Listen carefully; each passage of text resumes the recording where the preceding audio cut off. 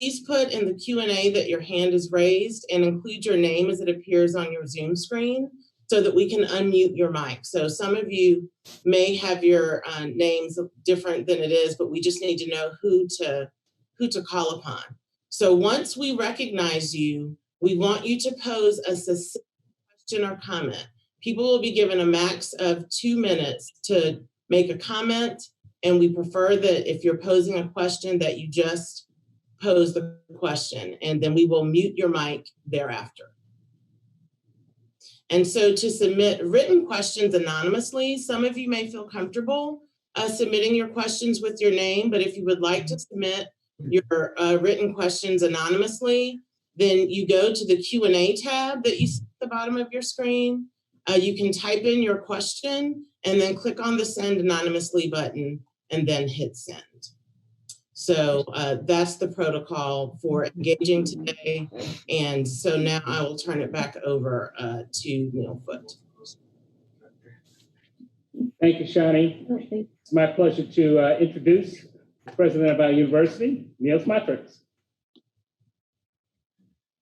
Well, hello there, and thank you so much, Neil. I got to tell you, I'm having all kinds of crazy technology problems, so give me a thumbs up if you can hear me okay. Can you hear me? They can't give you a thumbs up, but we can hear you. Okay. I just have been switching machines, and so let me gather up my notes here. First of all, I just wanted to say to everybody that this has been a really trying couple weeks. The whole world has taken notice of what's going on, and the incidents that have come out have been horrible. No one doubts for a second that we can do much better than we're doing now, whether it's in terms of policing and the horrible crime committed against George Floyd, or whether it's in terms of how we react to challenges on our own campus.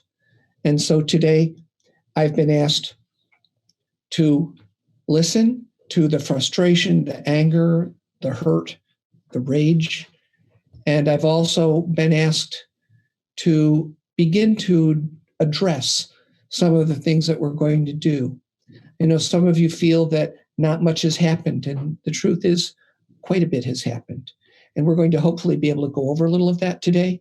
But I want you to know I'm respectful of the balance of opinions between I should be accountable and talking about what we're doing, and I should listen.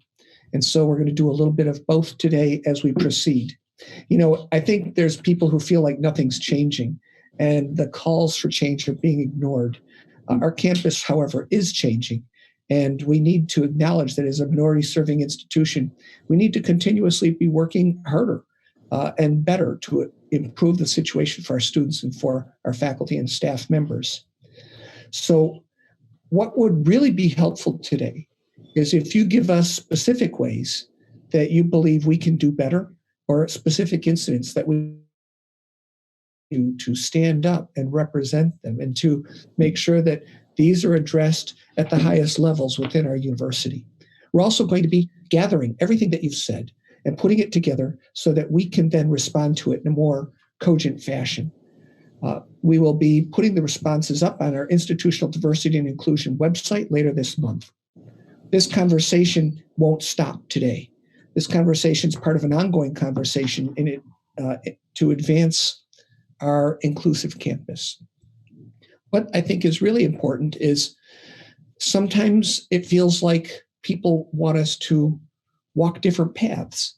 I think we have to be able to walk this path together. We have to be able to understand and show respect to each other. We have to embrace the issues of our Black community plainly and with good intention to become anti-racist. And we need to be able to not only listen, but begin in this next intervening few months before the campus even begins to officially reopen to make sure that the kinds of things that we're working on are understood by our whole campus community, that we're transparent, that we're listening actively and turning what we hear into action steps that really make a difference.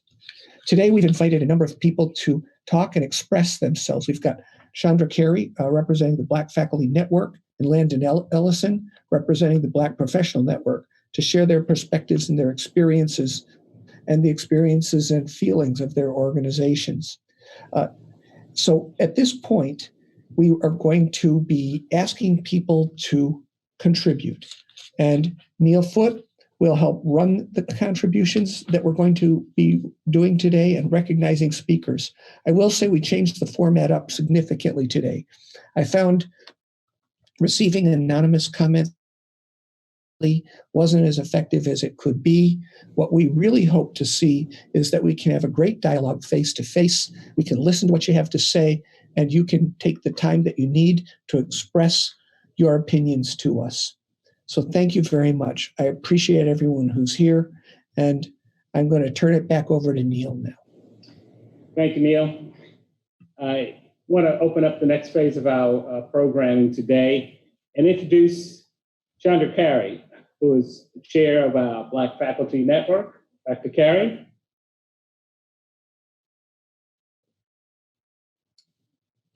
Hi, I'm Chandra Carey. I'm one of the leadership team representatives from the Black Faculty Network, which includes Tony Carey, Brandy Livingston, and Jacqueline Walker. I first want to really articulate that the Black Faculty Network supports and is in solidarity with Black Lives Matter and those who are demanding reform and greater accountability for the murdering of unarmed people by the hands of the police. Faculty of color at UNT are grossly underrepresented to serve the needs of our student population. The Black Faculty Network is an organization focused on improving recruitment and retention of Black faculty at UNT. Black and Latinx faculty are particularly disproportionate to our student numbers. In the academic year of 2018 to 2019, out of a total of 1,130 faculty, there were 60 Black faculty. That is just about 5.3%. When you compare it to our student population of Black students who are about 15%, it's a stark contrast. The Black Faculty Network has existed at UNT in multiple versions over the time that UNT has existed. In the most recent iteration of BFN, we have been working to address the disproportionate representation of Black faculty and have collaborated with other faculty of color and Provost Cowley. Most notably, since 2019, we've been highlighting the need for multidimensional mandatory training for all who attend UNT and work here, to address the very experiences that have been emblazoned across the internet this week by the hashtag Black at UNT. That plan includes measures of accountability for our administrators. Our faculty have also had some of these experiences, and I'd like to share just two of a very long list with you now. One faculty member wrote, while attending a Black women's dissertation defense, and having a white male faculty member approach and tell us, who are all a group of people of color, we look like we're about to sing something. Sing for me. To then question why we were there and not believe it could be for a dissertation defense. This person then returned to the singing comment and tried to get everyone in the middle of a school day, in the middle of the hall, to sing the Black National Anthem while pretending to address them like a choir director. When those faculty didn't perform for him, he started to chastise them and say that they didn't know the anthem. A second comment was written as a note of a concerned member of the UNT community. On a Saturday at approximately 5 p.m., this faculty member and her fiance were stopped by an officer from UNT police.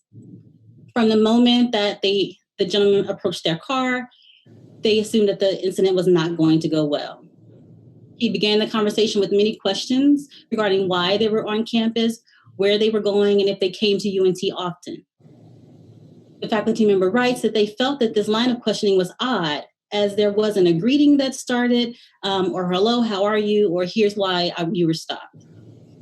During this time, the officer frequently told the faculty member's fiance that he thought he had an attitude. She also found this odd because they were talking in the same tone. And she's very sure of this because this particular faculty member relies quite heavily on auditory cues. Once the officer returned to their car with the fiance's driver license, we asked about his references to her fiance's tone and attitude. And she mentioned that she was concerned as a faculty member because she hadn't witnessed such an attitude. The officer then proceeded to say, well, I'm not racially profiling you. She raised her hands in a motion to indicate, no, I wasn't even discussing race. She says she's not clear where this came from, but this was the starting point of her conversation. After that, they did not receive a warning, they did not receive a citation, and they were sent on their way. They met later with the captain at that point in time to discuss the incident. They received no apology, little reception regarding the incident being racially insensitive, and the captain was sure to indicate that this particular officer was one of their best and had been receiving diversity training. On the heels of disparities amplified by COVID-19, these recent events further illustrate the depths of racial inequality that pervade our society. While the public is now focused on policing, the over-policing of Black communities is a reflection of underlying economic, social, and political inequality. We cannot ignore the historical ramifications of systemic racism and oppression that have led us to this moment. Given these considerations, the Black Faculty Network feels that the burden of reform should not be placed at the feet of Black people. It is imperative that this institution is held accountable for racially biased policies in an effort to ensure that its Black community's expressed values are made real. As members of the Black community ourselves, the Black Faculty Network cannot escape the triggering effect of these experiences in our personal and professional lives. Dr. Ibram X. Kendi, who is at Boston University, states that universities have a key role to play in ending disparities, fostering academic communities that discuss anti-racist ideas and leading people to go out into their lives with an anti-racist perspective.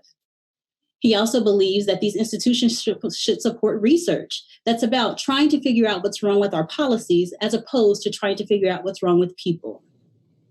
As one of the few Tier 1 institutions that purports to be committed to helping a diverse student body thrive and excel, the urgency for action at UNT is paramount.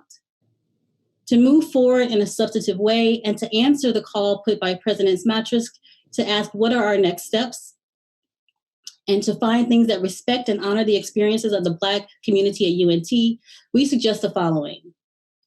1, we would like to see the university advance the development of an academic degree program in Black studies.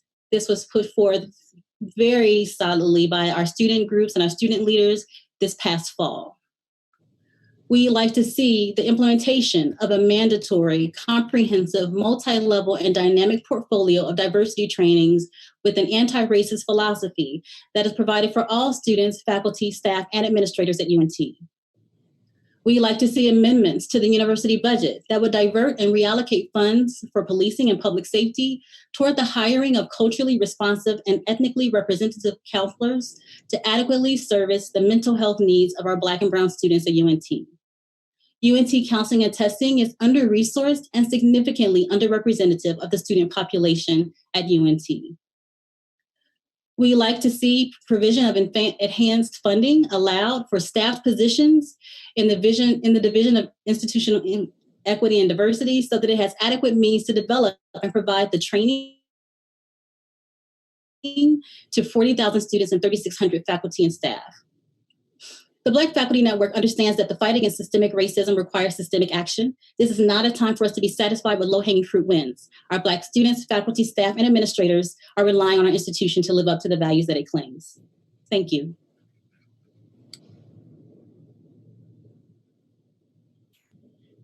Thank you, Dr. Carey.